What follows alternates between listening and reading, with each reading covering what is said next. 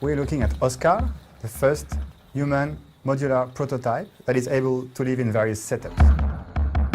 Now what's going to happen is that I'm going to connect the brain to the heart module to activate the blood circulation. Now, the lung is going to start breathing. You can see both organs are now collaborating.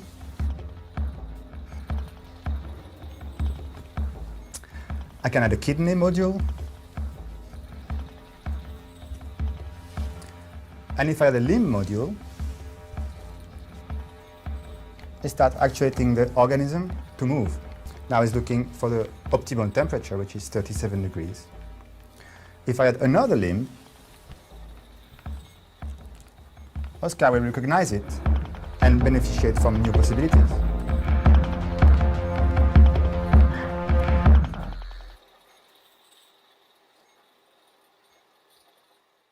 An animal's head can also live in the isolated condition.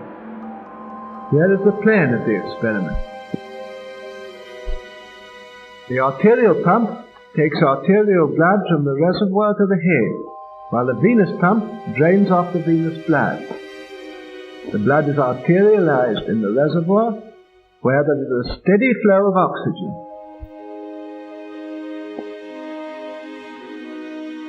The artificial blood circulation ensures the metabolism necessary for the life of the head. The isolated head lives on for hours and reacts to external stimuli.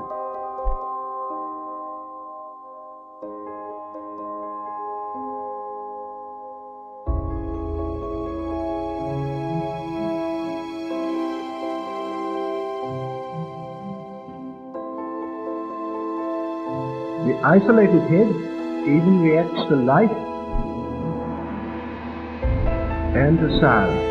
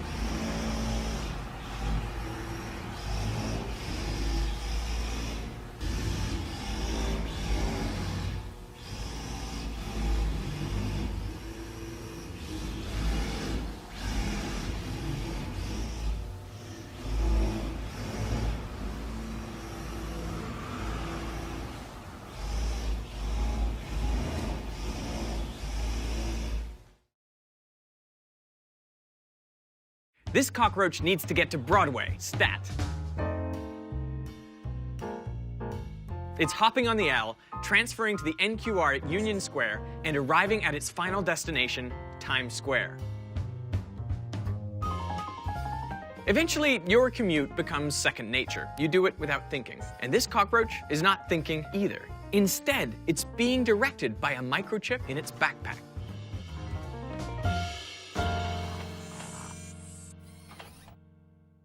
Researchers at North Carolina State University have found a way to bug a cockroach. By hacking its senses, researchers can remote control a roach to go wherever they want.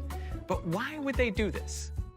I'm Alper Bozkurt, and I'm an assistant professor in electrical and computer engineering department at North Carolina State University.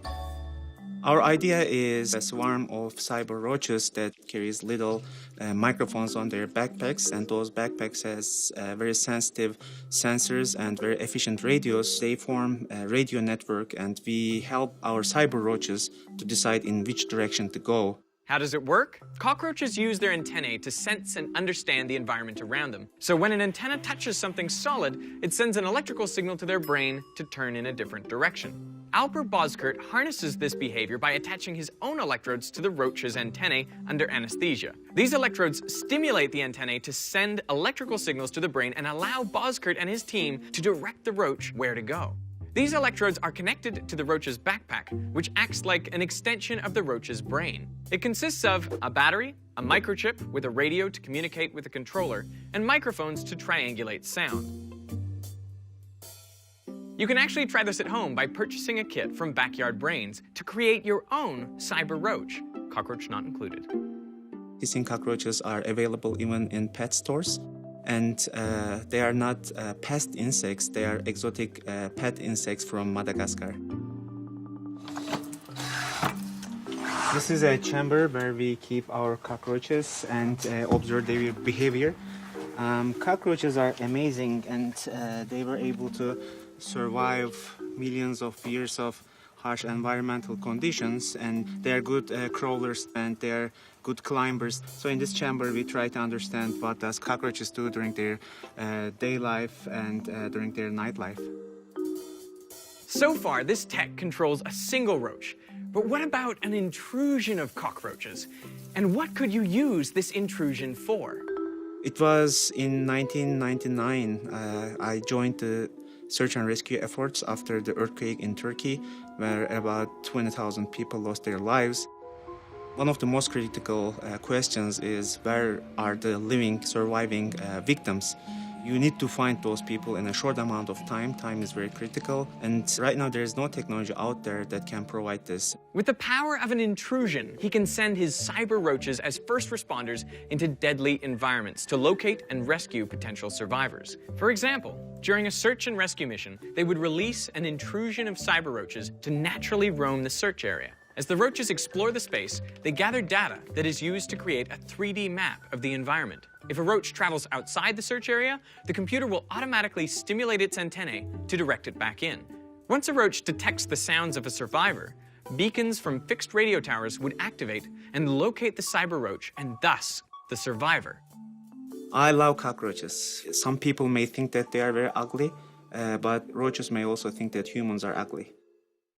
We had very excited demonstrations in the laboratory environment, and we are ready to bring this technology into simulations of collapsed buildings to test it and find out what would be the next level of challenges. These cyber roaches are just the first step in cyborg insects.